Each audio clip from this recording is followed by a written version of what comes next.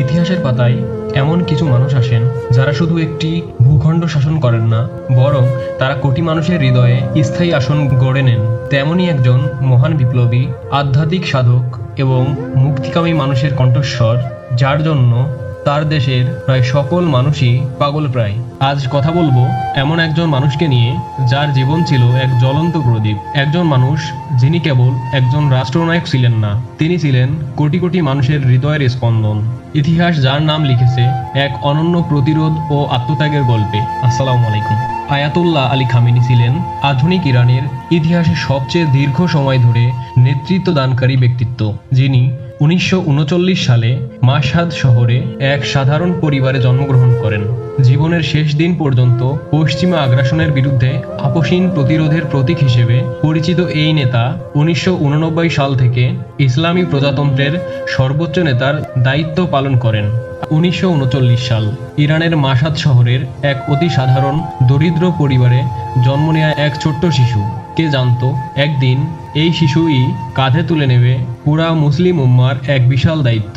তার বাবা ছিলেন একজন সাধারণ আলেম, যিনি তাকে শিখিয়েছিলেন কিভাবে দুনিয়ার মোহ ছেড়ে সাদাসিধে জীবনযাপন করতে হয়।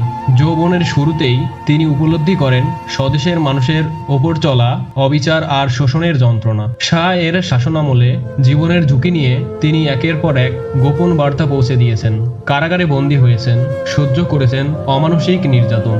1981 সালের কথা, এক ঘাতকের বোমা হামলায় মারাত্মকভাবে আহত হন তিনি। তার ডান হাত চিরতরে পঙ্গু হয়ে যায়, কিন্তু শারীরিক এই অক্ষমতা তার হৃদয়ের বিশালতাকে এতটুকুও কমাতে পারেনি। তিনি সেই পঙ্গু হাত নিয়েই রুখে দাঁড়িয়েছিলেন, হয়ে উঠেছিলেন কোটি মানুষের সাহস। ভাবুন তো, একটি দেশের সর্বোচ্চ নেতা, যার ইচ্ছা করলেই রাজপ্রাসাদে বিলাসবহুল জীবন কাটাতে পারত, কিন্তু তিনি বেঁচেছিলেন মাটির কাছাকাছি, ছিঁড়ে যাওয়া জুতো পায়ে সাদামাটা ঘরে এক অতি সাধারণ জীবনযাপন কাটিয়েছেন তিনি।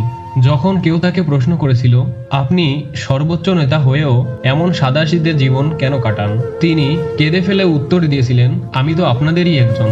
এই জীবন আমাকে মওলা আলীর রাদিয়াল্লাহু তাআলা আনহু খিলাফতের কথা মনে করিয়ে দেয়। তিনি সবসময় বলতেন, আমার এই জীবনের কোনো দাম নেই, এই দেহ, আমার এই সামান্য সম্মান, সবই আমি আমার দেশের মানুষের জন্য, এই বিপ্লবের জন্য কোরবানি দিতে প্রস্তুত। এবং তিনি সত্যি নিজের কথা রেখেছেন। শত শত হত্যার হুমকি, একের পর এক ষড়যন্ত্র, কোনো কিছুই তাকে তার নীতি থেকে এক চুলও নাড়াতে পারেনি। 2026 সালের 28 ফেব্রুয়ারি এক চরম দুঃসময়ে তেহরানে আগ্রাসনবাদী বর্বর মার্কিন ও ইসরায়েলি যৌথ বিমান হামলায় এই মহানায়ক শাহাদাত বরণ করেন। তিনি চলে গেছেন, কিন্তু রেখে গেছেন এক বিশাল শূন্যতা। তার পুরো পরিবার, তার সন্তান, তারাও দেশের জন্য রক্ত দিয়েছেন। নিজের রক্তের বিনিময়ে তিনি প্রমাণ করে গেছেন দেশপ্রেম কাকে বলে। এবার কিছু গুরুত্বপূর্ণ কথা বলি। আমেরিকার 4 জন প্রেসিডেন্ট দায়িত্ব পালনরত অবস্থায় খুন হয়েছেন। সর্বপ্রথম জন আব্রাহাম লিঙ্কন, সর্বশেষ কেনেডি। আব্রাহাম লিঙ্কনের জানাজা বা অন্ত্যেষ্টিক্রিয়ায় হোয়াইট হাউসে উপস্থিত ছিলেন মাত্র 600 জন মানুষ। তার লাশ টানা 2 মাস ধরে রেলে করে 1600 মাইলের বেশি ঘোরানো হয় আমেরিকার স্টেটে স্টেটে। এই পুরো জার্নিতে 2 মাস ধরে তার কফিনে শ্রদ্ধা জানাতে এসেছিলেন 1 মিলিয়ন বা 10 লাখ মানুষ। কেনেডির মৃত্যুর পর তার স্ত্রী মার্কিন বাহিনীকে অনুরোধ করেছিলেন যেন তার শেষকৃত্য লিঙ্কনের মতো হয়। তার শেষকৃত্য একই রকম রাষ্ট্রীয়ভাবে 92টি দেশের প্রতিনিধিদের আমন্ত্রণ জানানো হয়েছিল। তার শেষকৃত্যের দিনকে রাষ্ট্রীয় শোক দিবস ঘোষণা করে সবকিছু ছুটি দেওয়া হয়েছিল, যেন সবাই অংশ নিতে পারে। আমেরিকার টেলিভিশনগুলোতে টানা 4 দিন কোনো ধরনের বিজ্ঞাপন ছাড়া বিরতিহীনভাবে কেনেডির অন্ত্যেষ্টিক্রিয়া প্রচারিত হয়েছিল। এই সব কিছুর পরেও তার শেষকৃত্যে লোক হয়েছিল মাত্র 1200 জন। বিভিন্ন দেশের প্রতিনিধিরা সহ জনগণকে শ্রদ্ধা জানানোর জন্য 18 ঘন্টা সময় দেওয়া হয়েছিল। এই সময়ে 2.5 লাখ মানুষ শ্রদ্ধা জানিয়েছেন তাকে। এদিকে ইরানের মহান নেতা আয়াতুল্লাহ আলী খামেনির জানাজায় বিবিসি, রয়টার্স, আল জাজিরা সহ গ্রহণযোগ্য সমস্ত পত্রিকার ভাষ্যমতে 1.5 থেকে 2 কোটি মানুষ উপস্থিত হয়েছেন।